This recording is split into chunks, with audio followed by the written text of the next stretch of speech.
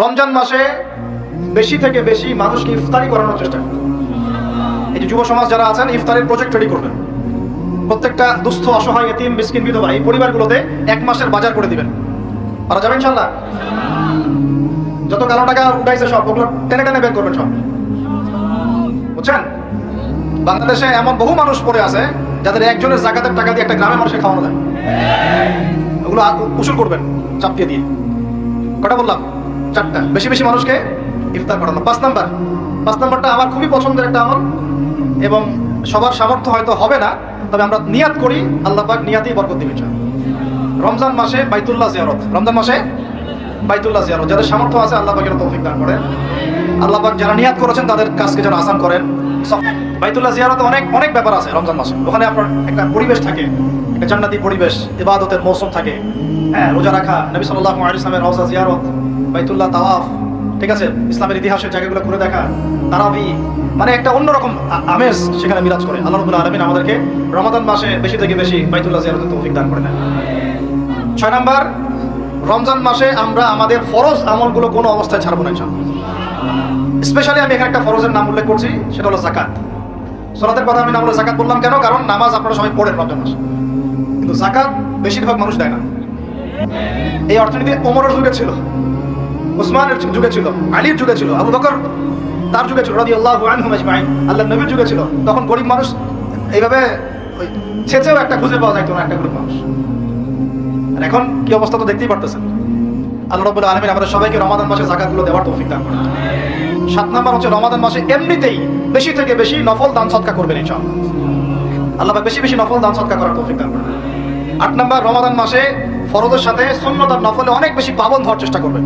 খাস করে রমাদান মাসে কিয়ামুল লাইল এবং তারাবির কোনোভাবে যেন ছুটে না যায়। অনেকে মনে করে যে তারাবি পড়লে রাত্রে আবার ওঠা যাবে কি যাবে না? যাবে। তারাবির নামাজ আপনি প্রথম রাত্রে পড়লে শেষ রাত্রে আবার নামাজ পড়তে পারবেন ইনশাআল্লাহ, কোনো সমস্যা নেই, বরং ওটা আরো ভালো। ওই সময় আল্লাহ রাব্বুল আলামিন আহ্বান করতে থাকেন, কে আছো চাইবা আমার কাছে আমি দিব, কে আছো আমাকে ডাকবা আমি ডাকে সাড়া দিব, কে আছো আমার কাছে ইস্তেগফার করবো আমি ক্ষমা করবো।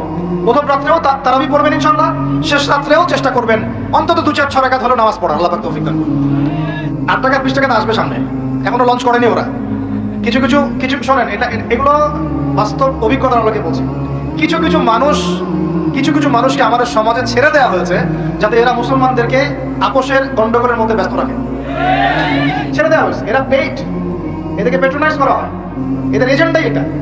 এরা আপনাকে আমাকে লাগাই দিবে, আমাদেরকে মূল ওই শেকড় থেকে সরাই দিবে, দিয়ে ডালপালায় ব্যস্ত করে রাখবে। এবং এগুলোতে পিছনে কাজ করতেছে কিছু দাড়ি টুপিওয়ালা মানুষ।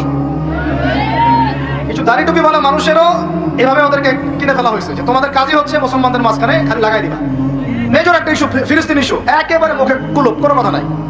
একটা মেজর একটা ইস্যু ট্রান্সজেন্ডার এবং সমকামিতা, এবং এই যে একটা কি বলবো বিতর্কিত শিক্ষানীতি, একদম চুপ, কোনো কথা নাই, কোনো কথা নাই, চুপ। সুদভিত্তিক অর্থনৈতিক সিস্টেম একদম ঘোরার একটা সমস্যা, একটা কথা নাই। পুরো ভূরাজনৈতিক প্রেক্ষাপটে মুসলমানদের আজকে মেরে কেটে কচু কাটা করে ফেলছে, একদম চুপ, কোনো কথা নাই। পরে থাকবে আমিন জোরে আর আমার আসতে, তো হাত কোথায় বাদস, নিচে না উপরে, রফলিদান করস না ভাই, বা লাগাস না। ওই জন্য আমাদের একজন বরেণ্য আলেম আছেন, তরুণ ভাই আমাদের, মাশাআল্লাহ, আমরা দোয়া করি আল্লাহ পাক ভাইয়ের নেখায়াত আল্লাহ পাক বরকত দান করেন, লম্বা নেখায়াত দান করেন, সুস্থ রাখেন। ও ভাই বলছে, ভাই আমি তো, এরা তো তর্ক করে আমিন জোরে বলবো না আসতে বলবো। আমি তো বলি আমি আমিন বলি না, আমিন বলি নাই। আপনি মারামারি করতেছেন জোরে না আসতে, এটা নিয়ে আমি বলি নাই। আমার নামাজটাকে বাতিল প্রমাণ করে দেখান ফিকহের উসুল থেকে। পারবেন? কিয়ামত পর্যন্ত পারবেন না, কিয়ামত পর্যন্ত পারবেন না, কারণ ওটা কোনো ফরজ কিছু ছিল না। নামাজ হয়ে গেছে, আমার নামাজ কি হয়েছে, হয়ে গেছে, হাত কি করি নাই, আমার নামাজ ভুল প্রমাণ করে দেখান। বসে নামাজ সাথে দেখি যে হাত বাঁধি নাই, আমার নামাজ হয় নাই, প্রমাণ করে দেখান। তাহলে আপনাদেরকে বুঝাইতে চাচ্ছি যে মূল যে বড় বড় ইস্যুসগুলো আছে আমাদের শেকড়ের সমস্যা, এইগুলো থেকে দৃষ্টিভঙ্গি সরাই দিয়ে সারাদিন এমন কিছু বিষয় নিয়ে আমাদেরকে ব্যস্ত করে রাখা হয়েছে, যার ফলে আমরা আমাদের মূল গন্তব্য থেকে সরে গেছি। আরো 100 বছর এভাবে চলতে থাকেন তাহলে নাকি ভাই? আরো 10-20 বছর এভাবেই যান নাকি?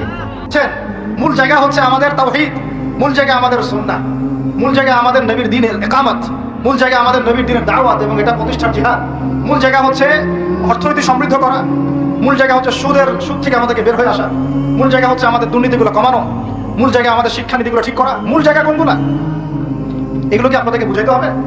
তো এগুলো নিয়ে অনেক তর্ক হবে, আমি আমার মতো করে বলে দিচ্ছি, তারাবির নামাজ পড়বেন জামাতে। 1 নাম্বার কিসে? 2 নাম্বার পড়বেন 20 রাকাত। কয় রাকাত? কেউ যদি বলে আমি কম পড়ি, পড়বেন, সমস্যা নাই, পড়েন, কোনো সমস্যা নাই। কেউ যদি বলে আমি আরো বেশি পড়ছি, পড়েন, কোনো সমস্যা নাই। কোনো সমস্যা?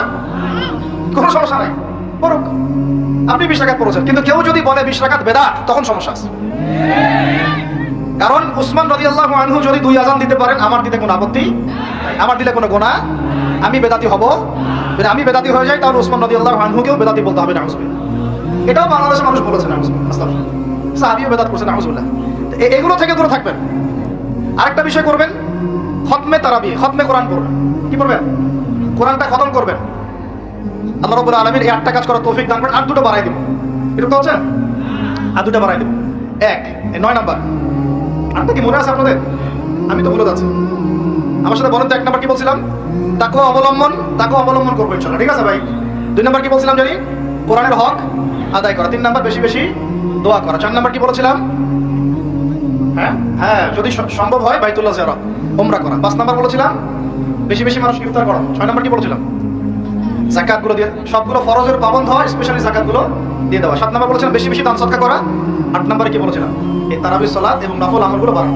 তারাবির সালাত পড়বেন, নফল আমল, সুন্নাত আমল বাড়াই দিবেন, আল্লাহ পাক তৌফিক দান করবেন। 9 নাম্বার বলতে চাচ্ছিলাম যে প্রত্যেকটা এলাকা থেকে, প্রত্যেকটা মসজিদ থেকে, প্রত্যেকটা মাদ্রাসা থেকে রমাদান মাসে বিনামূল্যে কোরআন শিক্ষার কার্যক্রম চালু করা। মানা যাবে ইনশাআল্লাহ? অন্তত আপনাদের এলাকা থেকে, এই এলাকার মসজিদ থেকে, এখানকার মাদ্রাসাগুলো থেকে বিনামূল্যে কোরআন শিক্ষার কার্যক্রম করা যাবে না ইনশাআল্লাহ? নারী পুরুষ সবার জন্য উন্মুক্ত করে দেন, সবার ঘরে ঘরে কোরআন শিক্ষাটা পৌঁছে দেন। তাহলে আমরা ওস্তাদদেরকে হাদিয়া কিভাবে দিব? যারা শ্রম দিবেন, সময় দিবেন, আপনারা আপনাদের পকেট থেকে অর্থ বের করে কালেকশন করে ওস্তাদকে হাদিয়া দিবেন ইনশাআল্লাহ, এবং মানুষের জন্য ফ্রি করে দিবেন। তারা আসবে, শিখবে, এবং 1 মাসের মধ্যে কোরআন শেখানো যায় না, কিছুটা শেখানো যায় না, অতটুকু শিখুক, আল্লাহ পাক ওই ওসিলায় যদি কবুল করেন, তাতেও তো ইনশাআল্লাহ আগামী দিনে তার জন্য কল্যাণ করে দেবেন। এবং 10 নাম্বার এবং সর্বশেষ কাজ হচ্ছে, রমাদান মাসে আমরা আমাদের বিগত জিন্দেগির যত গুনাহ, এগুলোর জন্য যেমন ইস্তেগফার করব, এবং সারা জীবন আল্লাহ পাকের সমস্ত কবিরা এবং কাবায়ের ফাওয়াহিশ এগুলো থেকে দূরে থাকবো, এই মর্মে একটা দৃঢ় প্রত্যয় আমরা ব্যক্ত করব।